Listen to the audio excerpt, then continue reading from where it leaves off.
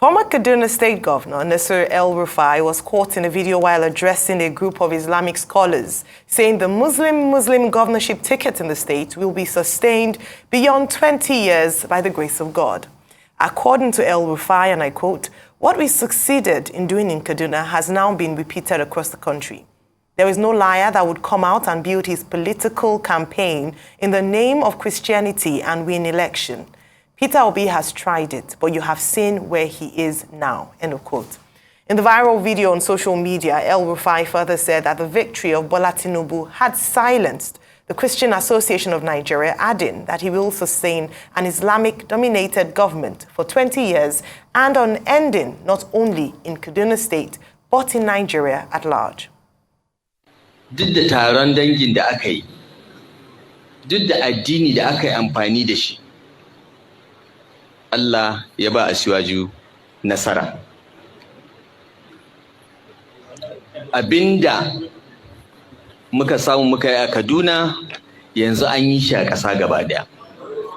Babu wani makaryaci da zai zo ya ce zai fito ya ce shi zai yi siyasa na Kiristanci ya ci zaɓe. Peter Obi ya yi ga inda yake. An yi maganin wannan, dole suka yi shiru. Tun da Asiwaju ya ci zaɓe kan tsit. To da haka ne za a samu zaman lafiya a ƙasar nan. To shi ma ka gani aka sake aka ƙara sai komi sai ya. Wallahi abinda muka yi kenan, kuma ni da wasu daga cikinmu mu a ganinmu mun gama aikin. Joining us now from Kaduna State to react to the viral video of Nasir El-Rufai is Reverend John Joseph Hayab, Chairman of the Christian Association of Nigeria in Kaduna State.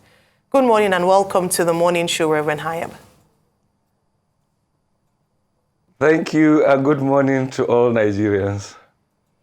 Well, Reverend Hayab, yesterday we took a look at this same video and I was expressing the view that we are in the age of artificial intelligence, where robots are, being used to say all kinds of things.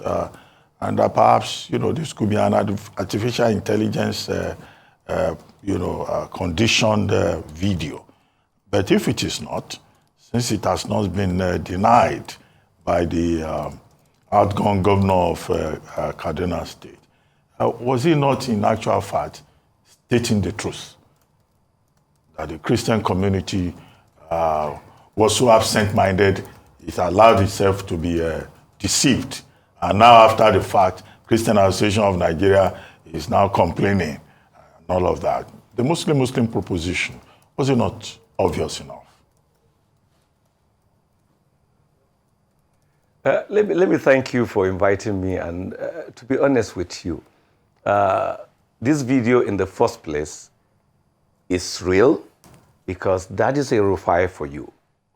Some of us have known El-Rufai for saying these kind of things, for plotting these kind of issues, and for masterminding this whole thing. But many people thought we were just fighting or were stopping him for something else. God has helped us for him to come out publicly and make Nigerians know who exactly is El-Rufai. If you have known El-Rufai in the past 20 years, and you watch this video now, then you will know that this is the El-Rufai you know, because El-Rufai have not changed. El-Rufai just remain a chameleon. El-Rufai just remain a pretense. El-Rufai just remain who he is every day, thinking he will outsmart people by playing games. But God has helped us that he openly say out his mind. But let me put it clear, that for even thinking that the victory of Asiwaju was a Muslim thing shows the problem with the man called El-Rufai. You see, the problem with the man is inferiority. The man is actually living in complex. Every day he thinks people look down on me. People see I'm not fit to be. So he said things to show his might. He acted in a way to show his might. Everybody knew that the victory of Asiwaju, whatever others are contesting in court is not our concern, was a collective voting by Christians. In the first place, Benue State is over 90% Christian. Asiwaju won there. So will you say that there were no Christian votes? Rivers State, you will say there were no Christian votes. And you can go on and on and on and look at other states. So I don't even understand the argument. But you see, Nigerians must know why El-Rufai is doing what he is doing. And Nigerians need to understand the game behind all these comments. El-Rufai is up to something, and I'm going to say why he is doing this, so that Nigerians will understand and don't waste their time arguing and debating on a man who is up for an agenda that we will watch and see whether it will materialize.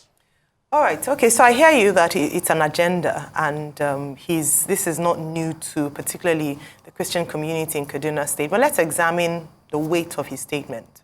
I'm sure you watched during the introduction where he said that even though you deny the fact that it wasn't just Muslims who voted for him, that the Christian community also contributed to his votes. A statement you made in 2019 as well, and you dissected the different parts of Kaduna State where they're majorly Christian who voted for the governor, Nasir El-Rufai. Now, he said that at the end of the day, it didn't matter anyway, having a Muslim team run for office during his tenure and now the new governor.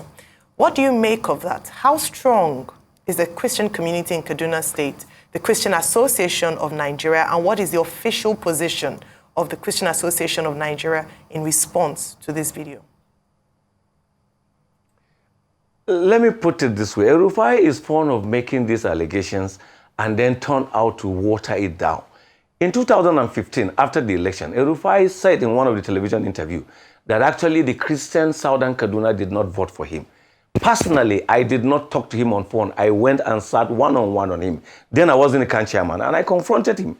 I gave him just 3 examples. One, in Jama'a local government of Kaduna State, the total vote cast that year was 86,000 votes. El-Rufai got 39,600, and the PDP candidate of that year got 40,000 or 40-something thousand 900. And I put it up to him. Why will you say that you didn't get the vote? And he apologized to me, and I said, truly, I got 47.8% of their vote. You can see the requirement he needed was just 25%, but he got over 47%.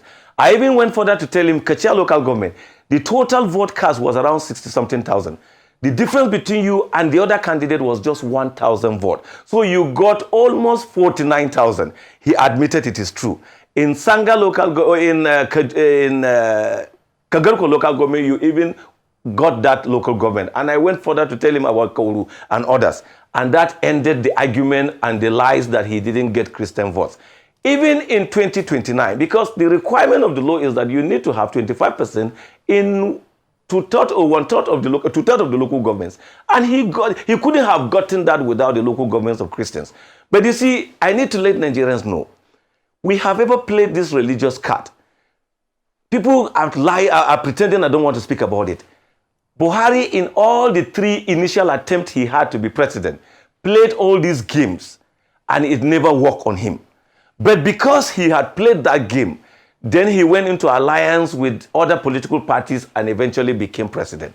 El-Rufai is living in that dream that he could play this religious game and possibly also tomorrow become the president of Nigeria. And Nigerians are. So it's not the matter whether people are angry or whether the statements are weighty. El-Rufai is just talking about himself. El-Rufai has no respect for Islam. El-Rufai has no respect for even Islamic clerics. El-Rufai is just doing everything for himself to get what he wants and not about the religion and not about the people. And 2, El-Rufai is deliberately also setting a trap and setting a slippery ground for Bola Tinubu, because the moment these things became heated, then people will go to Bola Tinubu, but we know the difference between El-Rufai and Bola Tinubu and others. So I don't think there's anything Christian Association of Nigeria never for once, to my knowledge, announced that Christians should vote for Peter Obi, that Peter Obi is a Christian candidate. Nowhere. They were the same people buying young people, planting lies. I can give you an example. Reverend Hayab, right. I met with pastors and I analyzed the political situations with them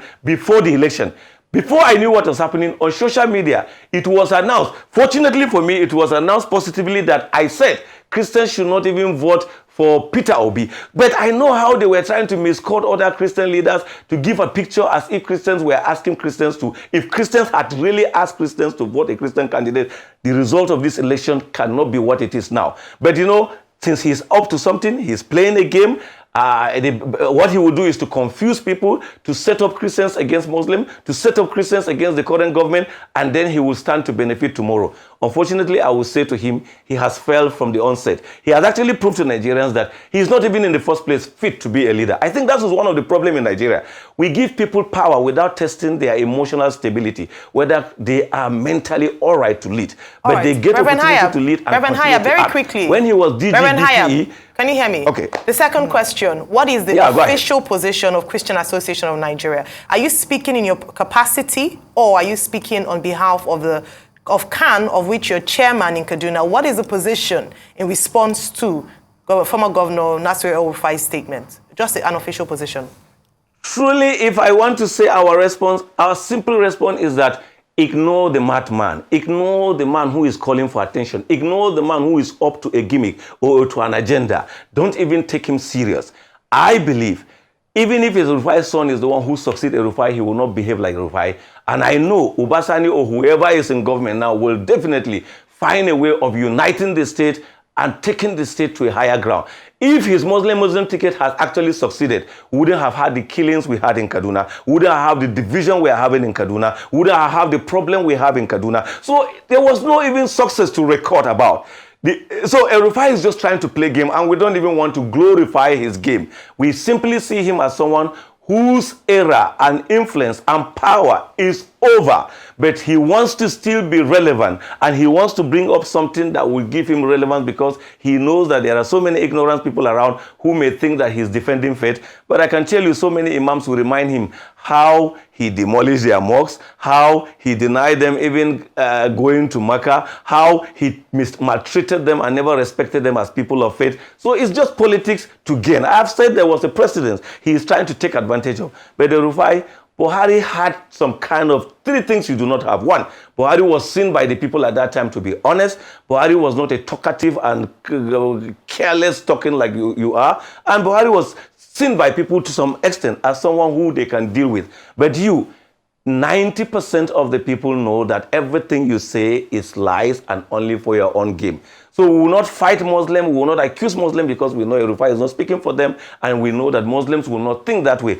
The few ones that he has paid them money to go out and say as if it is a Muslim thing, we also know where they belong. We want a united Nigeria. We want a Nigeria that whoever we have given him mandate to lead should lead us as a people. The Constitution of Nigeria makes us citizens, not by religion or by tribe. We are citizens because we are Nigerians. So someone who have eating and becoming fat from our commonwealth should not, because of selfishness, divide us and create unnecessary confusion. Nigerians must not take such a person serious, because if truth is to be told, he needs a little check at the psychiatric so that we'll be sure whether he's healthy. Those are very strong words, Reverend Hayab. Those are very, very strong words. Help us understand, and you're a Christian and a Christian leader, so fairness is supposed to be one of the virtues of being a Christian. So be fair and have a look at the last 8 years of Malam Nasir El-Rufai and say to us, what were the good things done by his government, if there is any? And then what will be your expectation from the incoming, the new government? What will be your expectation that would help to create or right the wrongs of the previous administration, which is the administration of Malam Nasir El-Rufai? So two things. Do you have any good thing to say about his administration? Right. Do you have any good thing to say about his administration in the last 8 years? And what are the things that will be right as wrong? Yes. You see, for every good thing El-Rufai ever did in his 8th year of Kaduna, he did it and injured and created another bad thing. I'll give you one example. El-Rufai constructed a lot of roads in Kaduna, but the roads themselves were just within the confines of where Muslims are, so that he will instigate Christians and make Christians angry. Let's quickly rush out from Kaduna. When El-Rufai came into power on the 29th of May 2015, El-Rufai started constructing a road between GT Bank in Barnawa to Television. It's less than a kilometer road. El-Rufai never finished that road for 7 years. It took 7 years. The fact about it is that he abandoned that road, scattered everything. But he quickly went to the north and constructed so many roads. What was the reason? Probably to provoke reaction. And the Christians, who are always patient, who always believe that the right time, this was one of the examples I used to give people at that time. I say, let him refuse to construct the road. A time will come that he has finished constructing all the roads among his Muslim brothers, and he will have no option than to construct a road from the Christian community. What will happen is that by the time he constructs roads in Christian community, they will now become new roads, and the roads he has constructed for the past 7 years in the Muslim community will become old roads. And that was exactly what happened. Go to Kafanchan and see the construction that he even attempted to do. He went exclusively to dominated areas that are Muslims and do roads. But larger part of Kafanchan that are Christians, go and see it, not what I say. Go and see it, and you will know what I'm saying is true. So he did construct road using the Over Renewal project, but he also just used it to create division and suspicion among people. But you see, that is by the way. You can't travel from Kafanchan now to Kwei. The road is terrible. He didn't do anything about it. You can't travel from Jere to Marabang Kubacha. The road is terrible. He didn't do anything about it. And that's the road that people travel from Gombe, travel from Jos, another place, to pass through Kaduna State to Abuja. He didn't care. But he was just trying to do things to play this game, and that's why he's saying what he saw on video. So what you think was good for him, the construction of roads, was actually just to stir up even sentiment. If he had built schools, go to Christian communities and see whether he built schools. Government is about the people, about the state. It's not about the religion. So this whole gimmick, we understand it. And I know the Muslims in Kaduna State are smarter. They are wiser. They know the truth. And they know who he is. So I am not even going to start any fight thinking negatively about my Muslim neighbor because of someone that I know is completely selfish, is a liar, his worldview is Reverend divide and rule. Reverend Hayab, I think you've had enough in terms of your right of reply. Yes, Abati. Yeah, but a word of caution. I mean, this is the morning show. We don't use certain strong words on this program. You know, calling people names and all of that. If you could restrain yourself. I know that this is a very emotional subject for you. If he can say what he said about my faith, and I have an opportunity to tell him that we watch and have listened, yes. I understand your right of reply, and he can come and reply if what we say is but true. you use the word madman and all that. We don't use that here because we are not psychiatrists. Yes, of course. If someone do not act in his senses, can you give me a better word to describe someone who is not acting as sensible? No, please. No name calling in that fashion. Okay? But let's move beyond this. This whole thing about religious persecution, religious conflict was not created by Nasir El-Rufai. He didn't create it. This is a problem that this country has been grappling with. Not just in Kaduna State. I didn't get you. No, I'm saying that Nasir El-Rufai did not invent religious conflict or bigotry. It's a major problem. It's been part of the Nigerian story, or even ethnic conflict. Now, as someone, you know, who is a leader in your own right. I've lost you, Abati. I can't hear you. Can you hear me, though? No. Okay, we lost the audio connection with him. We'll take a short break.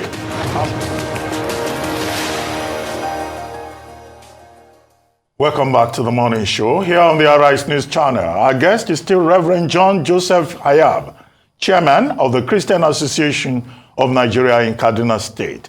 And he's been, you know, responding to some of the statements made recently by former governor of Kaduna State, Nasir El-Rufai, with regard to relationship between Muslims and Christians and the phenomenon of Muslim ticket in Kaduna State and also at the federal level. Reverend Hayab, can you hear us from the studio here now in Lagos? Yeah, I can hear you now, Abati. Thank you very much. Very good. I hope you got the point I made earlier on about how to just moderate the choice of words. No, I actually didn't hear what you said. Can you say it again? No, I was saying, look, on this program, you know, we try to be careful not to use such strong words as madman, selfish man, liar, and all that. You're entitled to your right of reply, but if you could avoid, you know, direct personal attacks, argumentum ad hominem, they call it. Okay. And I was saying that Nasir El-Rufai, no matter how provocative what he said was, you know, didn't invent religious or ethnic bigotry. The larger question is, how do we address that challenge in Nigeria? Because it's been there. Despite the existence of bodies like NIREC, which you are very familiar with, and similar bodies to promote interreligious dialogue and a culture of tolerance. Why is it that those structures have failed, if I may use that strong expression? And what can we do now that we have a new government in place? Not that those structures have failed. I think those structures, the way they were designed, was to just give a platform for religious leaders to meet and talk. Whether we like it or not, you must give it to the Sultan, give it to the Khan president, give it to the members of NIREC, that there is a moderation in the way they treat each other, in the way they relate with each other, in the way they try to promote tolerance, respect, and togetherness in Nigeria. Unfortunately, the political class do not belong to that group. So the political class who do not belong to that group, who have always used religion as a platform to get to power, understand that without also using it to divide the people, they will not remain in power. So that's why you have this kind of statements from a political leader. But you can't tell me that religious leaders are. If you even find a religious leader coming out to make that statement, he is not truly a religious leader per se who have a church or a mosque to control. He is probably someone, a roadsider who was a mechanic in the morning, and in the evening he becomes a reverend doctor, or in the morning he was a mechanic and in the afternoon he becomes a sheikh. But a true religious leader who teaches people about God, about heaven, about eternity, will not do that. So I think that there's actually positive thing coming out of NIREC, but because the political class are not part of it, which may be the next stage that NIREC should now, instead of just meeting and religious leaders are talking, they should meet with political class and speak to them, so this will help. But NIREC is doing a good job. Yesterday, the NIREC Executive Secretary and few others called me about this video, and I told them, look, I'm not even interested in responding to this video because I don't even want to make the man popular anymore. His tenure is over. We should put it aside and focus on our friendship, on our togetherness with our Muslim community, which this is what we are doing. We had a program yesterday, an interfaith program. Myself and the GNI were there in Kaduna. It was wonderful. We talked about this among ourselves. So we understand that it's a deliberate ploy to divide us, and we will not be divided. Let me even use the word of the anchor person during the program. We pull a joke together, and she said, look, if you know JNI and Khan in Kaduna State, you know they are brothers. The way they talk, they will joke and just smile among each other. If you go and start doing it their own way, you will just see it as if it is a fight. So I think there's an understanding among clerics and a better way of doing things. But we were actually a little bit unfortunate in the last 8 years. The words and utterance from our leader who's supposed to unite us didn't help the system. Well, thank you very much, Reverend John Joseph Hayab, Chairman, Christian Association of Nigeria, Khan, in Kaduna State. Thank you for joining us.